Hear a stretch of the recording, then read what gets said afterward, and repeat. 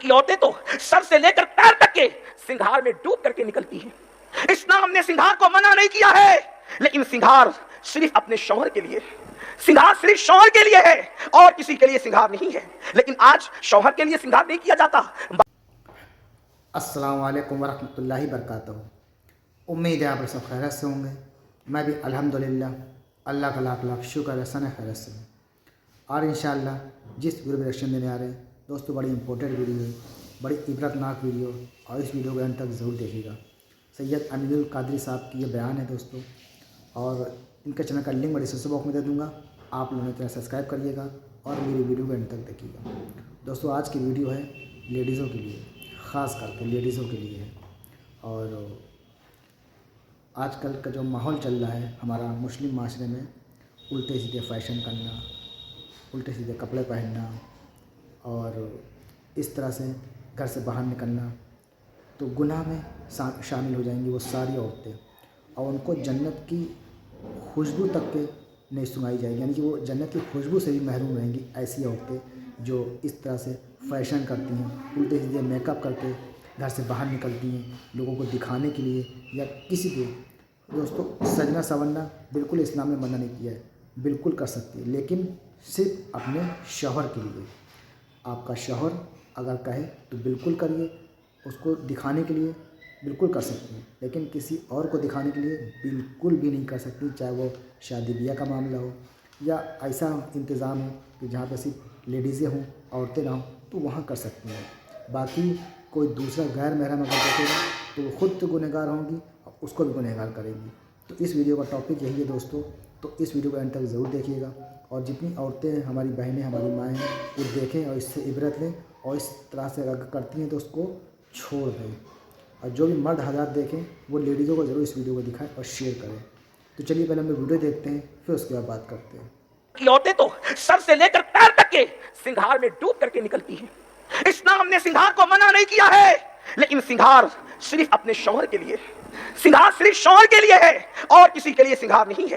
لیکن آج شوہر کے لیے سنگھار نہیں کیا جاتا، بازار کے لیے سنگھار، فلموں کے ہال جانے تک کے لیے سنگھار، ولیموں میں جانے کے لیے سنگھار. بلکہ اللہ اکبر، اب تو سنگھار کا بھی طور بدل رہا ہے، اس کا طریقہ بدل رہا ہے. کل کی عورتیں گھر میں بیٹھ کر سنگھار کرتی تھی اور پھر باہر نکلتی تھی، اسلام نے اس کی بھی اجازت نہیں دی. اب تو عورتیں سنگھار کرنے کے لیے باہر جاتی ہیں، بیوٹی پارلروں میں جاتی ہے اور وہاں جا کر کے سنگھار کرتی ہے، کبھی مردوں کے ہاتھ سے، کبھی اجنبی عورتوں کے ہاتھ سے. اور بڑی معذرت کے ساتھ ہر بیوٹی پارلر کو ہم کچھ نہیں کہتے، لیکن اتنا ضرور کہتے ہیں آج کل بیوٹی پارلر جو ہے وہ زنا کے اڈے بنتے جا رہے ہیں. وہاں سے باضابطہ طور پہ برائی پھیلانے کی کوشش کی جا رہی ہے. اے خاتون جنت کی کنیزوں، سنو سنو، دل کے کانوں سے سنو. اللہ کے حبیب غیب نبی صلی اللہ علیہ وسلم نے ارشاد فرمایا، اللہ اللہ میرے کریم آقا صحابہ سے فرماتے ہیں، اے میرے صحابہ، جب میں نے جہنم کا مشاہدہ کیا تو میں نے دیکھا ایک گڑھا ہے اور اس گڑھے سے عورتوں کے چیخنے چلانے کی آوازیں آ رہی ہے، عورتوں کے چیخنے چلانے کی دردناک آوازیں آ رہی ہے. صنف نازک کہلانے والی میری بہنوں، آخر تمہارے اندر اتنی طاقت کہاں سے آئے گی کہ تم لوگ چپکلی اور چوہے کو دیکھ کر کے ڈر جاتی ہو؟ اللہ کے عذاب کو تم کیسے برداشت کرو گی؟ اپنا برا کرنے والی میری بہن، تو اپنی زندگی کو تباہ نہ کر، تو اپنی زندگی کو برباد نہ کر. یہ 4 دن کی چاندنی کے لیے تو نے اپنی آخرت کو کیوں تباہ کرنا؟ تو نے اپنی آخرت کو کیوں برباد کرنا؟ اے خاتون جنت کی کنیزوں، اللہ کے حبیب غیب نبی صلی اللہ علیہ وسلم ارشاد فرماتے ہیں، جہنم کے ایک گڑھے سے، جہنم کے ایک کنویں سے عورتوں کے چیخنے چلانے کی دردناک آواز آتی تھی. وہ آواز اتنی دردناک تھی کہ کلیجہ منہ کو آتا تھا. میں نے پوچھا جبریل، یہ کون سی عورتیں ہیں؟ ان کے دردناک چیخنے چلانے کی آوازیں کیوں آ رہی ہے؟ ان کی آہو پکا کیوں ہے؟ ان کی آہو پکا کیوں ہے؟ تو جبریل امین نے عرض کیا، یا رسول اللہ، یہ آپ کی امت کی وہ عورتیں ہیں جو ناجائز چیزوں کے ساتھ سنگھار کیا کرتی تھی. جب یہ بنتی سنورتی تھی تو ناجائز طریقے سے بنتی سنورتی تھی، ناجائز چیزوں کا استعمال بننے سنورنے میں کرتی تھی، اس لیے آج ان پر یہ عذاب کیا جا رہا ہے. آپ سے میں پوچھنا چاہتا ہوں، گھنٹے 2 گھنٹوں کے حسن کے لیے یا کسی کی تعریف کے لیے بولو میری بہنوں، تم ولیمے میں اسی لیے سنور کر کے جاتی ہو نا، تم شادیوں میں اسی لیے بن کر جاتی ہو نا کہ تمہاری سہیلیاں، رشتہ دار، تمہاری جو ہے وہ تعلقات کی خواتین دیکھ کر کہے، دیکھو فلاں کی بہن کتنی اچھی لگ رہی ہے، دیکھو فلاں کی بیوی بالکل ہیروئن کی طرح لگ رہی ہے. میرے آقا صلی اللہ علیہ وسلم کی کنیزوں، میرے نزدیک اس دور میں اگر سب سے بڑی گالی کوئی ہے تو وہ کسی عورت کو ہیروئن کہنا گالی ہے. اس کی وجہ یہ ہے، ہیروئن کا مطلب زنا کرنے والی، ہیروئن کا مطلب ناچنے والی، ہیروئن کا مطلب جسم کو بیچنے والی. حیرت کی بات یہ ہے، اگر کوئی کسی کو کہہ دے کہ تو جسم فروش ہے تو وہ اسے لڑنے کے لیے، مارنے کے لیے تیار ہو جائے. اے خاتون جنت کی کنیزوں، جب کوئی تمہیں ہیروئن کہتا ہے تو تم جو ہے وہ گردن کو جھرجھری دیتی ہو, اتراتی ہو, مسکراتی ہو, ایک دوسرے سے تالیاں لیتی ہو. اوہ میری تعریف کی تو حد کر دی کہ میں ہیروئن جیسی لگ رہی ہوں. ارے میری بہن, ہیروئن تو زانیہ کا نام ہے, ہیروئن تو شرابیہ کا نام ہے, ہیروئن تو جسم کو بیچنے اور فروخت کرنے والی کا نام ہے. بلکہ فاحشہ جتنی بدکار نہیں ہوتی اس سے زیادہ ہیروئن بدکار ہوتی ہے, کیونکہ فاحشہ جب زنا کرواتی ہے تو چار دیواری میں چھپ کر زنا کرواتی ہے, اور ہیروئن جب زنا کرواتی ہے تو کمرے کے سامنے زنا کرواتی ہے, اور اس کے پوسٹر لگتے ہیں, اس کو فلموں میں دکھایا جاتا ہے. اتنی بدترین عورت کا ٹائٹل لے کر کے تم اتنی خوش ہوتی ہو. ارے تمہیں تو یہ ہونا چاہیے کہ میں کسی ولیمہ میں شان سے جاؤں کہ کوئی مجھے دیکھ کر پکار اٹھے, تو بالکل کنیز فاطمہ لگ رہی ہے. تیری زندگی کو دیکھ کر کے نبی کی شہزادی کی زندگی یاد آ گئی ہے, تیری زندگی کو دیکھ کر کے ام المومنین اما عائشہ کی زندگی یاد آ گئی ہے. لیکن کتنے افسوس کی بات ہے, تمہاری سوچ بدل گئی, تمہاری فکر بدل گئی, تمہارا انداز زندگی بدل گیا. اے خاتون جنت کی کنیزوں,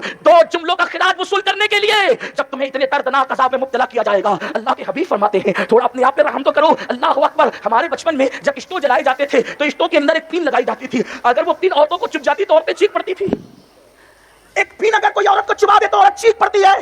اللہ کے حبیب صلی اللہ علیہ وآلہ وسلم فرماتے ہیں جب کوئی عورت اس لیے بن سمر کر اپنے گھر سے نکلتی ہے کہ مرد دیکھ کر کے اس کے فتنے میں مبتلا ہو جائے, ایسی عورتوں کی چمڑی کو قیامت کے دن آگ کی کینچی سے کاٹا جائے گا, جہنم کی آگ کی بنی ہوئی کینچی سے کاٹا جائے گا. میری بہنوں تمہیں کیا ہو گیا ہے, تم سیریل دیکھ کر, فلمیں دیکھ کر, دنیا کی فیشن میں مبتلا ہو کر کے تم نے اپنے آپ کو اللہ کے عذاب کے حوالے کر دیا. میری بہنوں, دنیا کا کوئی انسان ایسا نہیں ہے, دنیا کا کوئی انسان ایسا نہیں ہے جو میرے اللہ کے عذاب کو برداشت کر سکے. اگر میرا اللہ ہلکے سے ہلکا عذاب دے تو بھی دنیا کا کوئی انسان میرے اللہ کے عذاب کو برداشت نہیں کر سکتا. اپنے کروڑوں گناہ, اپنے لاکھوں گناہ, اپنے ہزاروں گناہ جو تم کر رہے ہو, اس کا انجام تو دیکھو. قرآن کہتا ہے وَإِنَّ الْفُجَّارَ لَفِي جَحِيمٍ, جہنم ہے ان لوگوں کے لیے جنہوں نے گناہ کیے.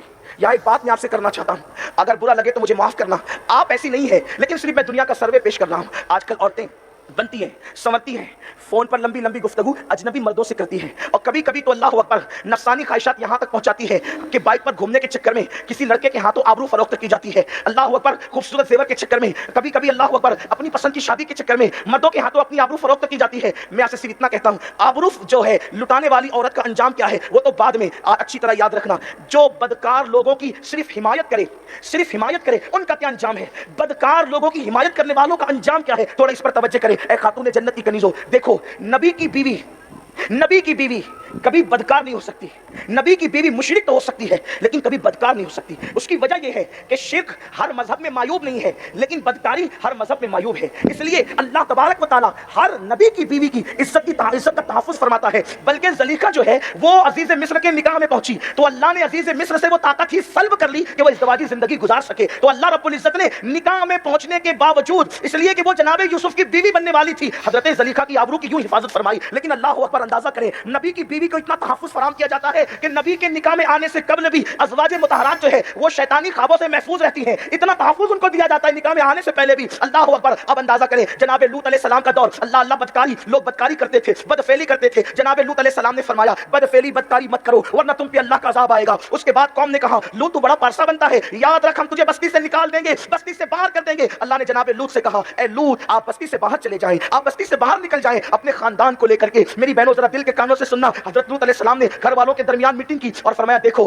ہم اپنا وطن چھوڑ کر, شہر چھوڑ کر جا رہے ہیں, قوم پہ عذاب آنے والا ہے, لیکن کوئی پلٹ کر کے مت دیکھنا. جناب لوط علیہ السلام اپنے خاندان کو لے کر کے چلے اور جب نکلے تو قوم پر عذاب آیا, قوم پہ پتھر برسے ان کی بدکاریوں کی وجہ سے. سب سے آخری میں حضرت لوط علیہ السلام کی بیوی تھی, سب سے آخری میں حضرت لوط علیہ السلام کی بیوی تھی. اس بیوی کے دل میں قوم کی محبت تھی. حضرت لوط علیہ السلام کی بیوی نے جب عذاب کی آواز سنی تو پیچھے پلٹ کر کے کہا ہائے میری قوم. بس اتنا کہنا تھا کہ لوط علیہ السلام کی بیوی پر بھی پتھر گرا اور وہ بھی ہلاک ہو گئی. آپ سے پوچھنا چاہتا ہوں کہ اس نے بدکاری نہیں کی تھی, لیکن بدکار لوگوں کو کہ اس نے اس طرح حمایت کی تھی, ہائے میری قوم, بدکار کو میرا کہہ کر کے پکارا اور ان کی ہلاکت پہ افسوس کیا. قدرت نے نبی کی بیوی ہونے کے باوجود اس کو بھی ہلاک کر دیا. اے خاتون جنت کی کنیزوں, جو کسی بدکار کو میرا کہہ کر پکارے, اس کی حمایت کرتے, اس سے ہمدردی کرے, نبی کی بیوی ہونے کے باوجود قدرت اس کو ہلاک کر دیتی ہے. تو جو خود بدکاری کرے اس کا انجام کیا ہوگا. اللہ اکبر. میرے پیارے آقا صلی اللہ علیہ وسلم کی کنیزوں, آج کیا ہو گیا ہے اسلام کی مقدس شہزادیوں کو, مسلمانوں کی بیٹیوں کو کیا ہو گیا ہے. اللہ اکبر. کل تک ان بیٹیوں کا حال یہ تھا, کل تک ان بچیوں کا حال یہ تھا, ان کی راتیں مصلے پر گزرا کرتی تھی, ان کا دن جو ہے اللہ رب العزت کی عبادتوں میں گزرا کرتا تھا. اللہ اکبر. تسبیح و تحلیل ان کا مشغلہ تھا, رب تبارک و تعالیٰ کی فرما برداری ان کی की पहचान थी, तिलावत कुरान के नगमे इनकी ज़बानों पे जारी थे। लेकिन आज क्या हुआ कि बारीक और पतले लिबास पहन करके ख़वातीन अपने जिस्म की नुमाइश करने के लिए बाहर निकलने के लिए बेचैन और बेकरार है।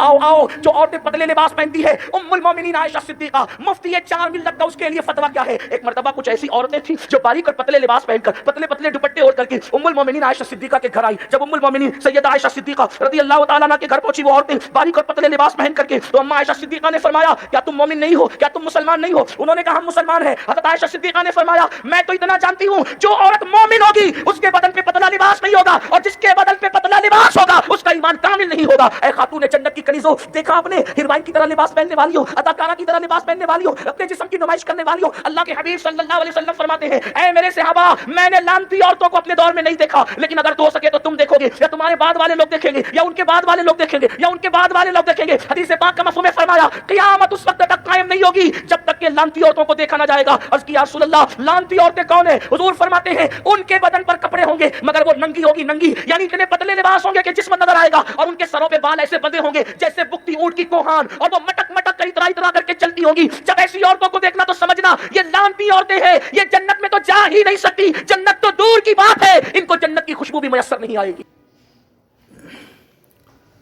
तो दोस्तों, ये तमाम रिएक्शन जो आपने देखा, ख़ास करके लेडीज़ों के लिए, ये उन लेडीज़ों के लिए है जो इस तरह से उल्टे सीधे फैशन करना, कपड़े पहनना और गलत सलत मेकअप करके घर से बाहर निकलना ताकि लोग उनको देखें। तो वो ख़ुद तो गुनहगार होंगे, लेकिन जो देखेगा, जिसकी नज़र पड़ेगी, वो भी गुनहगार होगा और उनका भी गुनाह उनके ही सर जाएगा। तो ये लेडीज़ों को सोचना चाहिए कि हम, अल्लाह ने जो हमको पर्दे का हुक्म दिया है, क्यों दिया है? इसीलिए अल्लाह ने लेडीज़ों को ख़ास करके पर्दे का हुक्म दिया गया है कि लेडीज़, जो भी औरतें होती हैं, वो घर की ज़ीनत होती हैं। जैसे कहते हैं ना, खूबसूरती ढकी हुई ज़्यादा अच्छी लगती है, तो वो अपने आप को पर्दे में रखें। मिसाल के तौर से हम सब जानते हैं हज़रत बीवी फ़ातिमा के बारे में, उनकी ज़िंदगी पे अमल करने की कोशिश करें ताकि आप जन्नत में जाएं और उनकी कनीज़ बनने का शर्फ़ हासिल करें। उनकी कनीज़ बनना एक बहुत बड़ी बात है। तो ये हर लेडीज़ को सोचना चाहिए, हमारी माँ हो, हमारी बहनें हों, हमारे भाई हों, कोई भी हो, अगर वो नहीं रोकते हैं बुराई से तो वो भी गुनहगार हो जाएंगे। अगर कोई शौहर अपनी बीवी को नहीं रोकता है तो वो शौहर भी गुनहगार हो जाए, वो भी उसके साथ जहन्नम में जाएगा। कोई अगर भाई नहीं रोकता है वो भी जाएगा।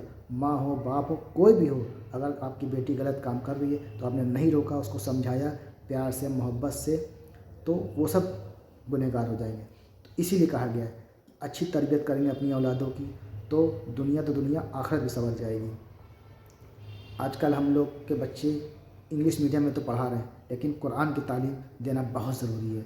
लड़का है तो उसको हाफिज़ बनाने की कोशिश करिए, लड़की है तो उसको आलिमा बनाने की कोशिश करिए, ताकि उनको दीन पता चले, क्या है हमारा दीन, हमारे दीन में मज़हब में क्या क्या बताया गया है, सही और गलत का फ़र्क पता चलेगा। तो इंशाअल्लाह मैं चाहता हूँ तमाम बुराइयाँ ख़त्म होगी और हमारा मुस्लिम माशरा सुधर जाएगा। तो दोस्तों, उम्मीद है वीडियो आपको अच्छी लगी होगी। वीडियो अच्छी लगी हो तो इसको शेयर ज़रूर करिएगा।